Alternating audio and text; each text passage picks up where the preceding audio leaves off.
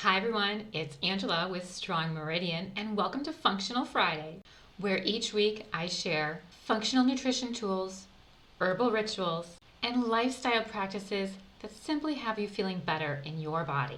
You can expect gut health rituals, herbal recipes, whole food nutrition tips, seasonal healing strategies, and even reminders about how to tap into your intuition and trust your body again. Today's episode is the long awaited for follow-up to my GI map stool test. We're going to review my results and show you what that means to my overall health, what I've done to get here, what I need to do to move forward. Any products that I talk about will be linked below in the description, as well as a link to how you can get your own stool test so you can start your wellness journey from the inside out. Let's begin. Okay, so remember, stool testing is fabulous and it gives you so many answers. Why does a conventional doctor not offer this? Some insurance companies accept it, so they'll cover the cost. Most don't, because the way of insurance is they don't want you to get better. They also want to keep you sick so they can keep making money off of you. If we're able to offer you a test that gives you some root cause as to why you're feeling the way you're feeling, why you're sick, why you're constipated, maybe why you can't sleep, and we fix that, how much money are we going to make off of you? We're not. So here I am offering you some insight into functional medicine testing today, again, with the GI map. So here's my results. Okay, we're going to walk through these. And I don't expect you, like if you're on your phone, you ain't seeing these. But it's worth a big screen. So I'm going to blow it up as much as I can as well. But these first things here, these pathogens, okay, pathogens. If you went to your doctor, probably with diarrhea, if maybe constipation, but usually doctors will provide a stool sample test for you if you have diarrhea, or at least they should be. And this is what they test for. Just these. And then when you come back, nope, we don't got anything. You're fine. It must just be a thing. Live with it. That's not good enough. So the GI map gives you these bacterial pathogens that are very common, and these are very common in water or on our raw food or our undercooked food. These are typically what you can think of as food poisoning type of bacteria. And I don't have a detectable amount of those, so this is fabulous. It looks for some common parasites, and I'm going to say your normal stool test from your doctor won't cover viral pathogens, but I don't have that detected in there either. So again, if you went to your doctor, that's the only thing they would test for. You're fine. So whether it's diarrhea, constipation, bloating, gas, pain, abdominal pain, I don't know what else they're going to do for you. This is why we have the GI map and we go a lot further. So let's continue. Page 2. Okay, so as you can see here, the GI map tests for H. pylori. And mine is undetected. Yay! Okay, a study on H. pylori. H. pylori is this little screw or auger shaped bacteria. And many of us have it. It's normal. It's fine. Don't freak out if you have it. It's also very transmittable through kissing. So if you didn't have it, you could have it now. And as long as you have a good, healthy gut, it's not a big deal. Now, if you get this overgrowth of H. pylori, it can come from the stomach or from the intestines, work its way up into the stomach. When it gets to the stomach, it drills its way into the tissues, and then your stomach stops making stomach acid. That's when I don't feel good. Maybe I have a burning sensation. Maybe I have heartburn or something like GERD. which is basically heartburn. Another fancy name for heartburn. And that can all be because of this bacterial overgrowth. So once you treat the H. pylori, you kill it. Usually if doctors find that, they'll give you an antibiotic. You can address H. pylori with herbs as well, very well. But I don't have to. It's undetected. Another thing H. pylori can do is cause an ulcer, and that could be in the stomach or in the small intestine. So, you have some root causes to look at. If the doctor has done an upper GI, so they're scoping and they're going downwards, and they see angry red tissue, maybe they see an ulcer, we think why? And my first thoughts are stress and H. pylori. So we would want to test for those. Okay, commensal keystone bacteria. So these are the good guys. We like these, and we like them in a good amount. They should be in the green. So in between here is where they should be. And I didn't think I was doing that bad, but when I put the lines there, I'm not doing that great. Okay, so here's my issue. Escherichia is high, Enterobacter is still very high. My lacto is way too low, and I don't have 2 strains. And my roseberry is increasing. I'm acceptable where it is, but it is increasing, so I want to be aware of that. So when I look at this, I see we need more lactobacillus for sure. I mean, that has a lot of health benefits. If the Escherichia, so what is Escherichia? Escherichia is E. coli, and not all E. coli is bad.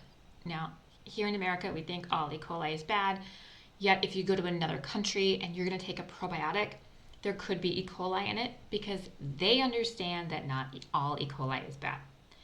Here in America, you're not going to find that benefit. My higher levels of E. coli suggest gut inflammation. And I don't need to go to the last page to know I have it, but cliffhanger, I have some inflammation. Okay, the thing with E. coli is it makes my neurotransmitters.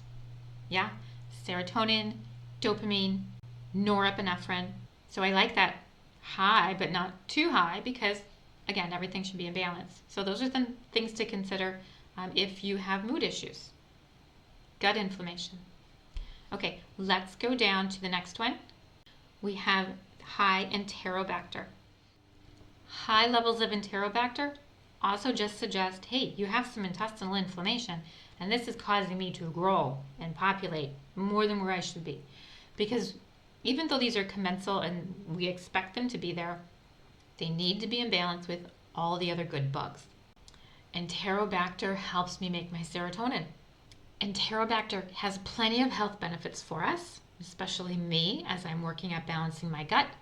Enterobacter actually helps us make some of our vitamins. It helps make our B vitamins and vitamin K. So if you've had a blood test and you're low in B vitamins, again, we go to the gut. We shouldn't have to take extra B vitamins. We should get B vitamins from our food. That should be liberated during good digestion, and then our good bacteria should make the rest of them, and everything should just be basically hunky-dory. Now, I do take B vitamins because I need them. You would think that because I have high levels of Enterobacter, I'm putting out even more vitamins, vitamin B, vitamin K. Yes and no. Because remember, my lacto is low and I have 2 strains that aren't there. So it's not quite as simple as that. Okay, let's move on and take another peek. So we know we have some inflammation in here. And if I'm looking at the low levels of lactobacillus, low levels could be because of a low carbohydrate diet, which I am doing right now, very low, unfortunately. They can also indicate reduced mucosal health. Now I got some inflammation in there, which again, indicated by high levels of the E. coli and the Enterobacter. More pages will also show I have some inflammation in there, which is why those 2 strains are high. and that can be why the lactobacillus is low. I am right now on a grain-free diet, and grains are, very rich sources of carbohydrates. So as I'm slowly liberating that and increasing the grains, I hope that those will feed the lactobacillus, and that will come up. If you have low levels of lactobacillus, you could have dry skin, rashy skin, red skin. You could have vaginal dysbiosis because the vaginal areas really love lactobacillus. Lactobacillus actually makes our GABA. GABA helps relax us, gives us this sense of calm, and it definitely helps with sleep. So this is why a stool test could help you identify why you're not sleeping. Let's move on. Let's see what else is in there that I can talk about. My roseburia is increasing. And again, I am okay that it's there, probably because I'm arguing that with myself as I want something else in the green here, green being really good. Now, roseburia is a butyrate producer. Butyrate is basically food for our gut. How does butyrate work? So when we have good butyrate forming bacteria in our gut, it's going to make butyrate, which is a short chain fatty acid, and that fatty acid will feed other beneficial bacteria within our gut. So they make it, they eat it. It's kind of like this self-sustaining community within my gut. I just need to also feed them and give them this happy environment, and they'll want to stay and be healthy together. Now, the butyrate is just one of the short chain fatty acids that I'm concerned about, but butyrate is the most common, so I'll focus on it. Butyrate helps set that colon pH. You want a nice colon pH of about 6.7. So right within there, depending on where you're looking, within the small intestine, the large intestine, you're going to have a variety of pH. But our large intestine and our colon, we like that pH of 6.7. And we like that because the beneficial microbes thrive at that pH. So if they're thriving within that pH, then they're making butyrate at that pH. And this symbiotic relationship is going on that keeps your colon tissues healthy. Wink, wink. So when we don't have healthy colon tissues, we do get inflammation, but that's when you can be ripe for polyps. You could be ripe for other tumors. That pH changes. Bad bugs, bad worms move in and take over. So we don't want that. Again, I'm striving for a much better colon pH. And remember, a year and a half of antibiotics. So I'm still recovering. I'm still recovering. Okay, let's look again. Why am I still recovering?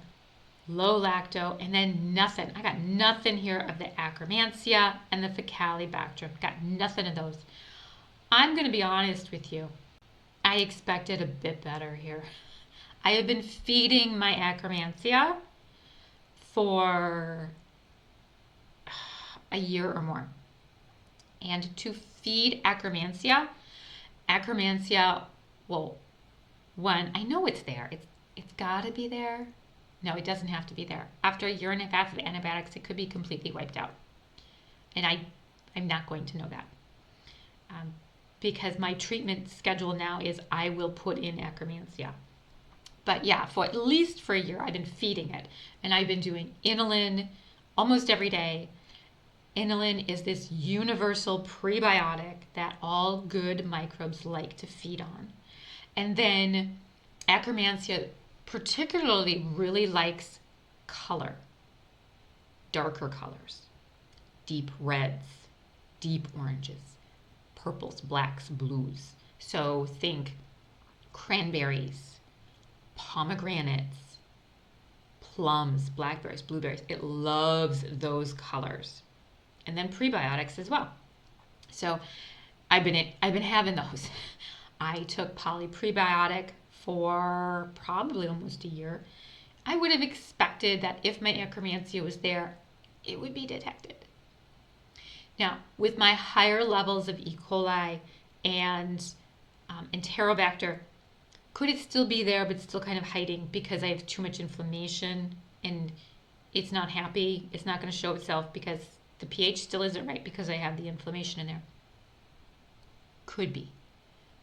But after all this time of feeding it and working on bringing down the inflammation as much as possible, I'm going to put it in there.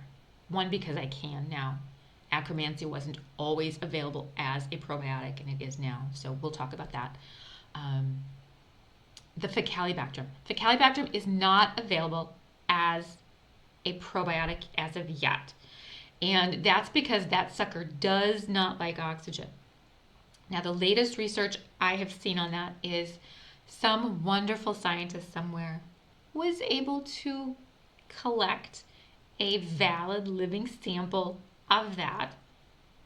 That poor guy. God bless him, because you know where that sample came from, right? That came from some healthy person's poo. Yes. So yeah, thank God for that person for getting that valid sample. So now what they have to do is keep that Faecalibacterium alive and populate it and then figure out how to get that into a capsule for us and keep it alive so it can get into us and repopulate us. Fingers crossed, because it's a good beneficial strain. Do I have some in there in my gut? I could. I don't know. Give me another year, we'll find out. Okay, let's move on. We're going to look at my bacteria phyla. The bacteria phyla. So this is the Bacteroidetes versus the Firmicutes. Now these are dominant in my entire digestive tract, all the way from my nose and my mouth, all the way to the colon. If, and I do, have an abnormal result because I have this high firmicute here, if that's out of balance, then I have an imbalance in my entire GI tract. That's going to suggest an increase in inflammation. I could have impaired insulin sensitivity. I might have to increase my caloric intake of food to help repair this. This could be because of a poor diet. My diet's really good. I don't have any processed food. It's all whole food, and 98% of it is homemade. My high firmicutes could be dysbiosis. Dysbiosis is too much bad bacteria, not enough good bacteria, and we see that on page 2. I have some of that. But I'm also just basically lower in all good bacteria. So that's dysbiosis. Another reason my firmicutes could be high is poor digestion. And we will see on the subsequent pages, I got some poor digestion. So let's continue. Okay, opportunistic bacteria. So these are the bad guys. These are what we don't want to see. I have, within acceptable limits, some bacillus. So let's talk bacillus. Bacillus can be good bacteria as well as opportunistic. You will see good bacillus strains in probiotics. I have this one here. So megaspore. Let's try to take that off of there. So megaspore. I tried to stop taking this about a month before I did the stool test. And yes, megaspore is fabulous for helping repair the gut and repopulating. It helps with other good bacteria. It's like, hey, let's all be here and happy together. Helps reset pHs and bring down inflammation and mend a leaky gut. But I didn't want it to obscure my results. So if my bacillus is all healthy, then it's coming from that probiotic. Of course, I'm not going to know until I stop it completely for a while, because bacillus strains in a probiotic typically don't stay in our body. They do their job and they move through. Okay, not detected or any of these guys. That's fabulous because these specific Enterococcus are not wonderful. I don't want to see Morganella or Pseudomonas. I've seen those in people. They're miserable to deal with. A lot of gas, a lot of bloating, constipation, painful digestion. People just really feel awful with those. Now, I do have Staph aureus in there. It is within an acceptable range, so that's fabulous. I'm not worried about that. I think as my good bacteria increases, that one will decrease. And then Streptococcus. Bing, bing, bing, bing, bing. That one is a wee bit high. Now, how do I read these results? Okay, so let's do this. Let's type for you. 1, 2, 3, 4. So in my sample, I had 10,500 detectable levels of Streptococcus. That will be versus the 1,000 that should have been there. So yeah, I got some extra. That I'm also not worried about because I know how to treat that. Yeah, I know how to treat that. I can do that. I've done it before. I'll do it again. Wait to the end to see what I do for that. Okay. This test also tests for commensal overgrowth microbes that have been known to cause SIBO, small intestinal bacteria overgrowth. If you think you have SIBO and you've done plenty of your research online, then you should know that they do breath tests for SIBO, and the breath test can be so difficult to still do accurately and then give you a positive or an accurate negative result. Just do a stool test and then just treat it. You don't need to use antibiotics. All of these are within a detectable level, very much so. So I'm not worried. Plus what I do for the strep and what I do for the higher Escherichia will knock these down a bit. So not worried. Inflammatory and autoimmune related bacteria is also something that the GI map looks for. And lo and behold, I don't have any. Ding, ding, ding. Yay me! I have done a lot of hard work. I'm not where I need to be yet, but I don't have those going on. So that makes me feel happy. Commensal inflammatory. Commensal inflammatory. This means these are the good guys, but if you have too much, there's inflammation going on. And you can see I got some inflammation going on. Now, the rest are within an acceptable limit. I'm not worried. Plus, again, what I do to treat this will decrease these overall. No detectable limits of fungi and yeast. I didn't expect any. Viruses, I'm not pooping any of those out. Yay! Parasites, you're not going to find them there. That does not mean I am parasite free. Parasites can live in other parts of our body other than the large intestine. They can definitely live in the small intestine. They can live in your liver, your gallbladder, your pancreas, your brain. Seen some of those. Like reported on TV. I haven't seen some of those, seen them, but you get it.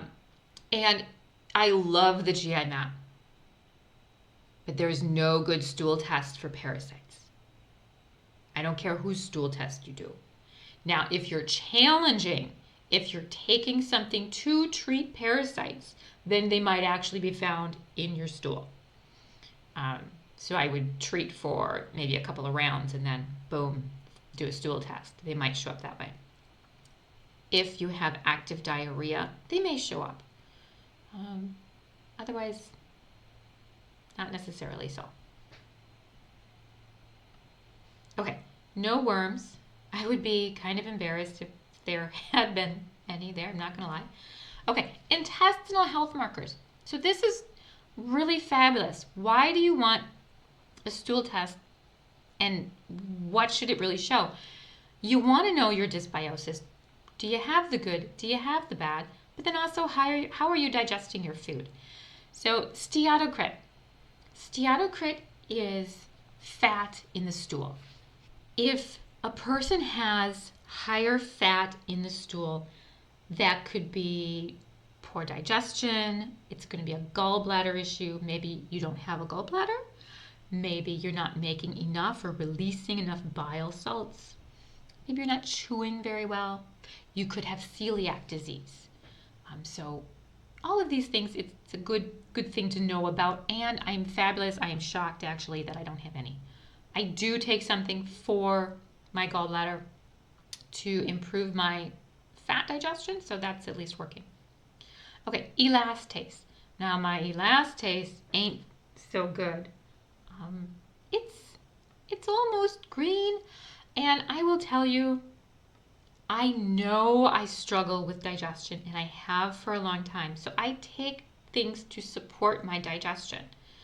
And in the past couple of months, I've had like boom improvement, like almost overnight. And I just started doing different exercises, and that helped awaken my digestion system. So now I would be actually afraid to have tested even a year ago to see where I was. I was doing a lot of stomach acid, and now I'm doing very little stomach acid. Like I still haven't even found the right amount. That's perfectly happy, but I'm doing less, which is thrilling. After so many years of taking stomach acid, I'm taking less. And elastase. This also means not just stomach acid, but enzymes. My body still isn't releasing enough enzymes. Now, I have good saliva production. There was a time in my life I did not, so I knew there was an issue there. I worked on that with my Quest system, and I have good saliva. I have an appetite again. I went years without an appetite. And again, that was all Lyme. For me, that was Lyme. It could be something else for you people, but for me, that's what it was. And just overcoming this step by step by step. I have my hunger back. I'm still working on the digestion absorption, and it's coming along. There's been major improvements within this last month, so I'm really happy with that. This higher level elastase, that could mean I still need some taurine to help make bile salts. Probably still need some of my pepsin. Definitely my pancreatic enzymes. I know when I don't take enough enzymes, I do get gassy there. So we still need that. Now, I think it's just inflammation and stress. My body's still repairing itself, but it's coming along. It's coming along, and I'm so happy. Yeah. Okay, let's move on. Beta-glucuronidase. What is that? Higher levels of beta-glucuronidase can indicate really unfavorable metabolic changes within the colon. So that's more dysbiosis, and then that can interfere with how my liver functions. All disease begins in the gut. When you have increased level of dysbiosis, your liver struggles to detoxify. That's a huge deal because you need your liver to detoxify this nasty environment we live in America all day long. And mine is good. I'm really happy with that. I do take stuff to support my liver, but it's not a lot anymore like I used to. So I'm really happy with that. Occult blood. So it does test for blood in the stool, and I don't have that. That's fabulous. Now, what if I had some blood? What if it was even here? If you're testing with me through the GI map and there is blood in the stool, I want to ask you, have you seen blood in your stool? Some people do, some people don't look, or they don't care, or they don't want to know. Knowledge is power. That's all I can say. If you have bright red blood in the stool, that's a lower GI bleed. Typically, that's a hemorrhoid. It could be internal, it could be external. You can fix hemorrhoids. Completely fix hemorrhoids with herbs. And I've done that, and it was so fun, and it was so quick. Okay, more on that later. That's a different video. That's something else I have to put on my website. Dark, tarry, black stool. That's blood. That is an upper GI bleed. So that could be an ulcer, could be anything else, but that's worth checking out We don't know how long you've been bleeding. So there, I would want to refer you out, yes, especially if it's a higher level, and make sure that it's not bleeding anymore. Was there an ulcer? Is there a tumor? Was there a tear? Anything like that, to make sure it stops. And then, if it had been going on for an unknown amount of time, I want your iron levels checked. You lose blood, you lose iron, you become anemic, you can get fatigued. And even if you have like an okay level within those ranges, if you don't have enough stored iron, then the body doesn't function as well. So like every organ has its happy range of where it likes iron to be. So that's something to consider. If you've had some type of GI bleed, you should get your iron checked. Okay, let's continue. Okay, what else do I got going on in here? Secretory IgA, my immune response. It's beautiful. It's better than what I thought it was going to be, let me tell you. So, secretory IgA. This is my body's and your body's first line of defense. It plays a really major role in maintaining the balance of my microbiome. And your secretory IgA, this is all mucus, so nose, lungs, everywhere. Here we're just measuring the fecal secretory IgA. And even though I have low lactobacillus, it's still pretty high. Like it's still within a good acceptable range. I would like it higher, but I'm still good. I'm really happy with it. Anti-gliadin. This is where my inflammation is coming from. Anti-gliadin is gluten. My body does not like gluten, and I know it doesn't like gluten. I used to be able to have trace amounts of gluten, like in soy sauce or in like some sauce where it shouldn't be, but it is. And now I can't even have that, or I know because there's a lot of pain. So I have been off of gluten 100% for 8 months. And I'm still coming up with 1 inflammation and 2 anti-gliadin in there. So my body's still reacting to it. I understand that, and let me explain that to you. So my body doesn't like gluten. That's going to cause inflammation. Here's my inflammation. It's at 22. I want none. So it's not that high in area of numbers. It's kind of like, oh, it's okay. It's not in the yellow. It's not in the red. So it's coming down, but I know it's there. And my zonulin. Zonulin is leaky gut. So yes, your doctors can test for leaky gut, and it's almost red. I'll give myself, okay, it's yellow, but I want it, boop, here in the green. So I have leaky gut. My body's reacting to gluten. That's causing more inflammation. And what that does to my mucosal layer, it's a 1-2 punch to my mucosal layer. So if you've followed some of my videos or done some of my other education, you should know that our gut has a nice thick mucus layer in it. And this thick mucus layer sits right on top of our intestinal lining. Our intestinal lining is one cell thick. So I have holes in that 1 cell thick, which would not be a big deal if I had this thick mucus layer, but I don't. I know I don't because I have holes in the gut. So I'll have a thinner mucus layer that has resulted or allowed then these holes in my gut. So food's gonna fall through, gluten being one of those. So I stopped the gluten. I stopped all grains. I stopped all nightshades. I stopped all lectins. So I stopped a lot of foods, and I did that for over 6 months, and now I'm slowly putting 1 individual grain back in, because again, I need to feed my good bacteria, and they do like grains. I don't eat a lot of grains, but when you don't have them, you kind of want them. I have successfully added in quinoa these past 2 weeks, and now I'm working on buckwheat. And today I had some buckwheat, and so far so good, but usually my body takes about 24 hours before it lets me know I don't like that. So we'll see. And I do it really slowly. And because I do have the higher levels of zonulin, I have leaky gut, I will have more food sensitivities than just gluten. So in the future, I will be doing a food sensitivity test, and I will share those results with you too. Because the best things you can do for your body is to find out what's in it and take away the things it doesn't like. I have had GI doctors tell their patients, my patients as well, that what you eat doesn't matter to your gut health. And I don't know their education that they received, but if they're giving that advice, it's piss poor education. What you eat matters.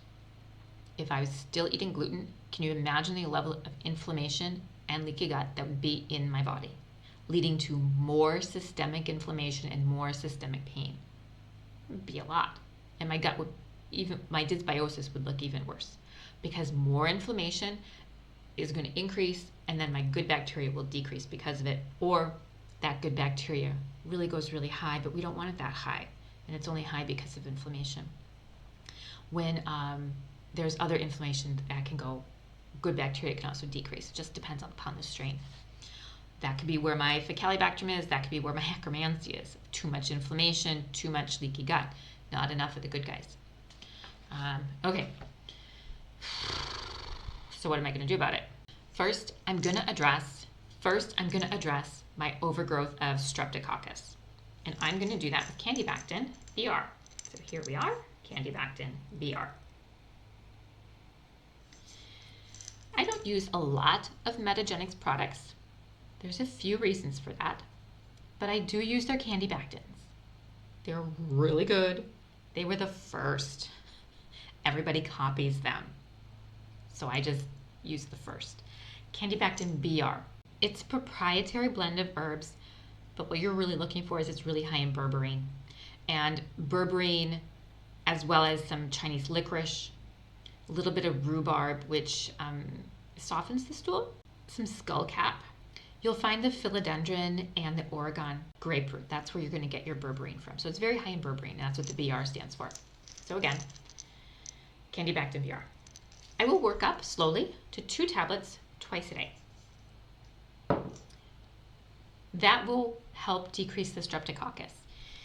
I might focus on my biofilms. I haven't really decided yet. Now, Streptococcus, staph, actually most of the opportunistic overgrowth species will have biofilms. I've treated my biofilms in the past. I might do it again. I just haven't decided. Okay, what else am I going to do? I'm going to bring down the inflammation. That's really important. So I'm going to do that by staying away from gluten and doing a food sensitivity panel to see what other foods are falling through. And I'm going to remove those. That's a really big thing you can do, but then you have to repair the tissues. Okay, repairing the GI tract. This is what I will use, innate GI response. It is a combination of 5 grams of L-glutamine. L-glutamine is used by the intestinal cells as fuel to help repair and put the tight junctions back together. This also has a combination of arabinogalactin, which is a beautiful prebiotic to feed the good bacteria, aloe, slippery arm, and marshmallow. It has a little bit of beet juice powder in there, so that actually feeds Akkermansia because it's colorful.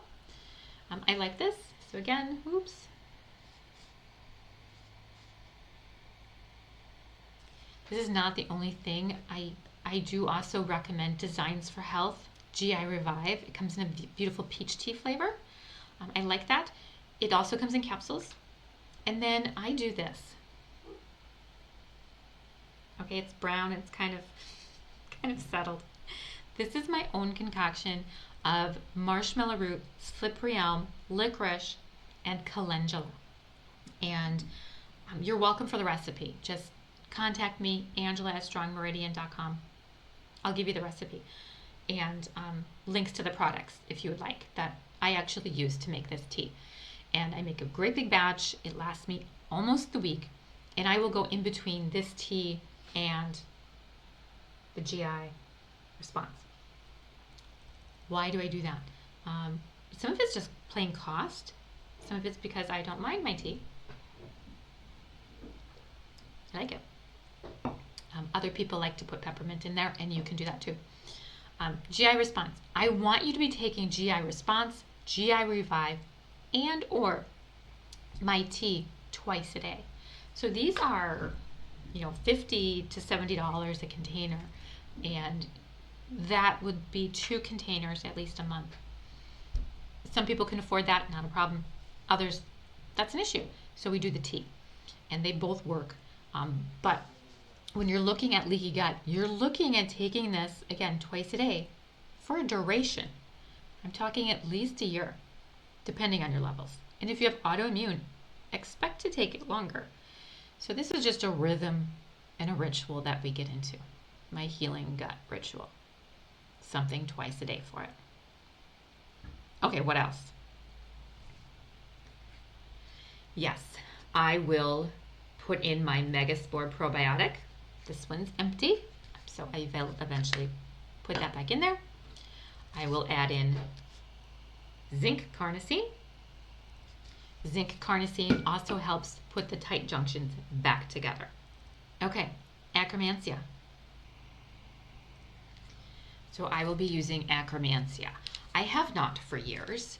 I did not jump on the Akkermansia bandwagon. I wanted to see if my body had any left in there by itself, and I just wanted to bring down my inflammation and feed. To be honest, I was focused more on feeding than the inflammation. Now I'm focusing on both, and I am going to put the Akkermansia back in there. Now, Akkermansia is one of those, again, I would call them the new age probiotics because they're difficult to create in a good environment and then finally put them into a capsule for us. But they were able to do it. So I'm going to take one a day for a while, and I'm not going to do that alone. I'm going to do that with my poly prebiotic fiber. I love this. It's retail, so you can find it in many places. Nordic Naturals is a very good company, or I wouldn't recommend it. It is a lovely combination of guargum, inulin, FOS, which not everyone can tolerate. Everybody should be able to tolerate if you have a healthy gut, but not everybody can right away. And arabinogalactin. So all of those are lovely prebiotic fibers that are good bacteria-like. As you can see, my ratio was low. Okay, it's not in the yellow, but it's not over here. And ideally, I want it over here. And that's good. But the idea of my prebiotic is to feed my lactobacillus to bring these back up. So I want to do that. And I don't want to just take Akkermansia and think that it will work. You cannot just take a probiotic and think that it will work. You have to feed it. You have to give it a place to live so it wants to stay. Remember that happy colon environment. So that's where the inulin in the prebiotic comes from. That's where my Akkermansia cocktail comes in. I'll do another video on that so you can see my Akkermansia cocktail. And bringing down that inflammation, building that mucus layer, because Akkermansia likes to live on that very outer mucus layer. So again, thick layer outside of it, that's where the Akkermansia lives. So if I can repopulate and reproduce that mucus layer, that'll give my home to the Akkermansia. It'll want to stay. So follow me in a year and we'll see where my Akkermansia is. What else am I going to do? I'm going to continue to support my digestion. So protein digestion, protease. I take one with my larger high protein meals. I find that works very well for me. I do take a smaller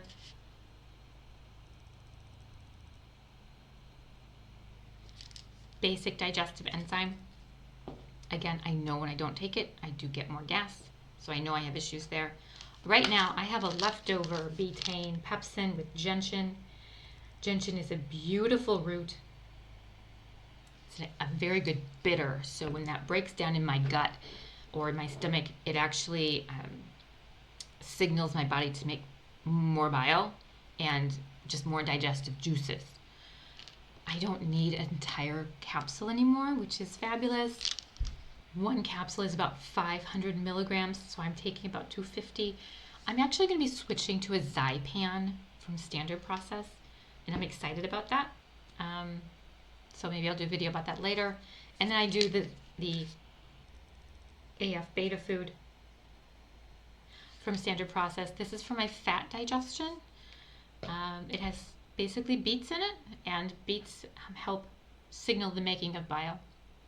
And I'm going to continue doing that. I'm very satisfied with those results. So I'm going to just focus on digestive nutrients, bringing down the inflammation, working on repairing, staying away from foods I know my body doesn't like that causes more inflammation, and repopulation. And we'll see what another year does. I'm happy. I will take another probiotic. I'll take a woman's probiotic to get the lactobacillus back up there. But again, I'm also going to increase my carbohydrates by adding in beans. So I did actually, I told you I added in the grains. I added in quinoa, and today I tried buckwheat. Last week I also added in black beans without any joint pain. And the only joint pain I have is stiffness, I would say, in my fingers. And that's improving. I'm telling you it's improving. I think it's stagnant, but it's not getting worse.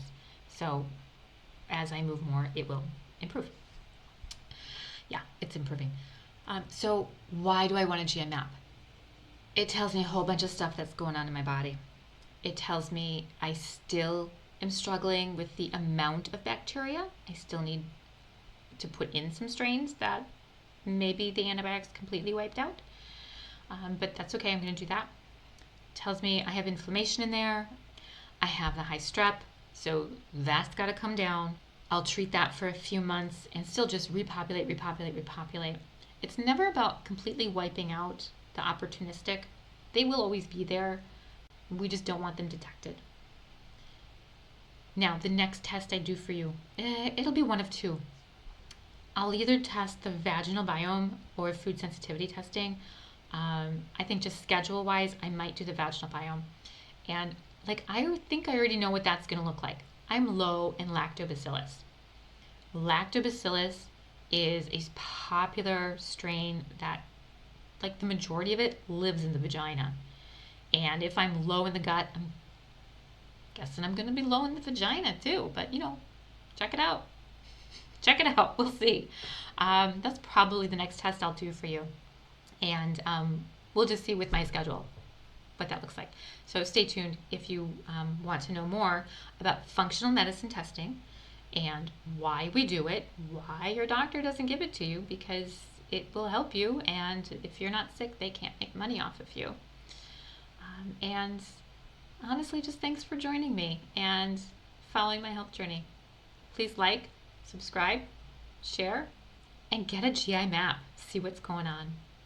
Until next time, live vibrantly.